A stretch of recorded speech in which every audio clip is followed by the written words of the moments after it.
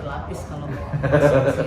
Nah, Dan saya selalu menjaga kerahasiaan itu dengan cara kemudian saya pindahkan ke handphone lain, saya foto, kemudian tidak bisa terlacak itu asalnya dari mana. Misalnya handphone saya hilang, kecuri orang atau disedot orang, itu pun juga sudah nggak ketahuan asalnya dari mana.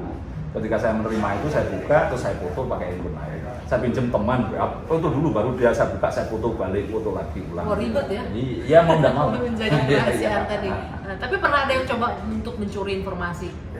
Sumber informasi dari Kemarin sempat itu yang ya ada orang yang mau WA gitu, tapi kan kemudian ada cara 2 langkah itu cepet-cepet saya buat kunci 2 langkah ya cuma itu aja, WhatsApp aja enggak.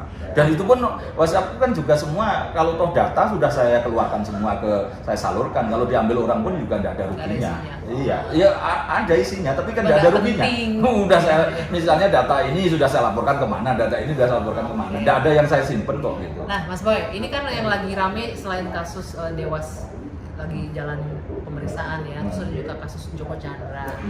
Kalau nggak salah kan itu lengkap berkas soal Jaksa Pinangki Mas Boy memberikan ya. Nah, ya, apa yang mengejutkan pertama kali ketika Mas Boy tahu soal fakta kasus Joko Chandra itu?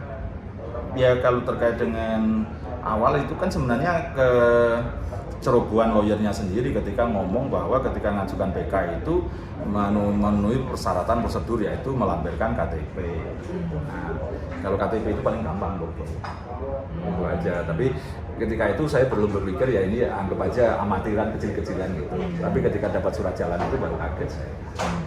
Kok ini bintang 1 bikin surat jalan dan kemudian nampaknya juga awal segala macam itu sampai itu kaget itu. Kedua, nah itu begitu tahu. Oke. Nah, kalau kedua berkaitan dengan jaksa itu juga, loh, kok ada jaksanya juga gitu. Terus kemudian ini berarti saya kemudian ya ngomong dengan tanpa beban, oh ini naga yang ngurusi gitu kan. Siapa itu naganya? Bukan ular ya kan sebagian sudah terungkap kan gitu kan, pengusaha-pengusaha itu. Ketika tadi ngomong bintang 1 nih yang ngurusin bahkan ngawal, nah itu inisiatif sendiri atau memang ada yang colek langsung nih, gue punya datanya? Waktu itu loh, bahkan saya tidak sengaja ketemu orang itu malahan. Orang itu yang mana nih? Ya yang ngasih surat jalan itu tadi, foto surat jalan. Oke. Ada mengurusi urusan lain, tapi dia kemudian punya itu, terus saya foto, terus saya bawa ke Palembang gitu kan. Yang ngurusi Pak Firly ini sebenarnya, tapi saya suruh foto teman-teman saya Palembang, baru saya suruh buka saya foto lagi. Jadi tidak terlacak bahwa saya itu memperolehnya di mana. Tapi kalau hanya foto jepret itu jam berapa, saya ketahuan kalau di profil dari itu, oh ternyata hari ini di Luansa. Misalnya foto apa, itu ketahuan.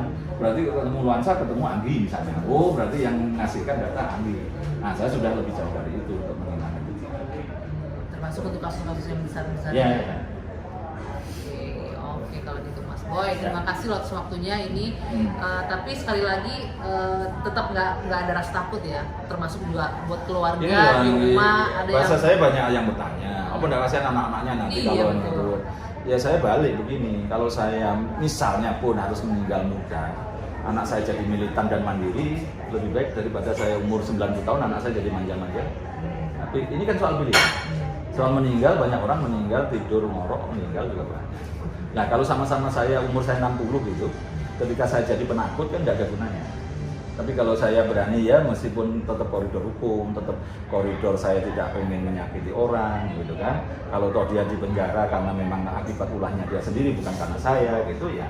Artinya pada posisi itu kan rata-rata kemudian saya pernah sering gitu datang ke Sukamiskin ketemu orang-orang yang di penjara di sana, rata-rata welcome aja, bahkan ngasih data juga misalnya yang lebih kuat, lebih besar gitu. Karena nggak mau masuk sendiri ya? Iya, itu justru saya sering ke sana dulu sebelum corona itu hampir sebulan sekali absen ke Sukamiskin saya. Lihatin tuh masih di dalam apa enggak atau ya ketemu orang-orang itu juga minta data apa lagi itu saya malah disambut. Setia Novanto aja kalau saya datang ke sana ya hahaha aja juga. Tapi ada di sana? Ada. Ngomong-ngomong berapa paling tinggi yang pernah ditawarin ke Mas Boyamin? Dalam artian ya puluhan miliar tadi. Ada. Kalau 4, 5 itu terlalu sering.